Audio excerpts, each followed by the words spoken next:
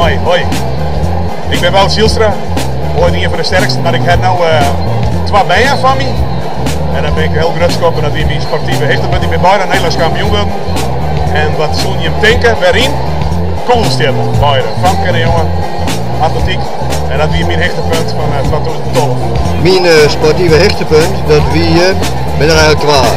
Dat wie het tweede worden met Heerenveen in de Eredivisie en dus Champions League helje. En daarna de Champions League spelen, dat wie gewoon fantastisch. Dat wie heel moeilijk, want de Champions League een beetje beter, maar uiteindelijk, wat je er nou naar jongen, dan hebben we het heel aardig niet. En het tweede hechtepunt, dat wie hier in Noord-Nederland, Heerenveen en Greens kampioen worden met Jong Oranje, dat wie 2007. Nou ja, van de week ga ik er nog beelden van jongen. En dat is echt heel bijzonder. De penalties in Engeland, 32 penalties en de laatste, de zandje van u, wie dus de beslissende. Nou ja, dat is zo spannend, dat is ongelooflijk. Stadion stampvol. Nou, en daarna de finale spelen, die moeten we redelijk moeiteloos met 4 rieën. Nou, en al met al weer dat een geweldige happening werd je als trainer en als mees. Maar jongens, een geweldig plezier aan beleven. Dat had ik absoluut niet. Ja, mijn sportieve hechtepunt, dat is eigenlijk rieden op een snitsermat.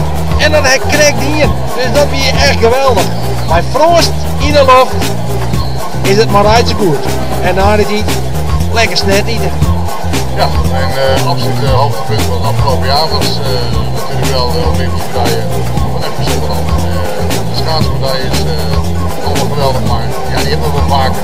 En dat vond ik toch het meest belangrijk.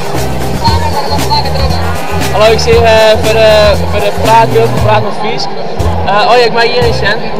Ik wil iedereen nog even bedanken die voor mij heeft gestemd op het Friese Sportgala.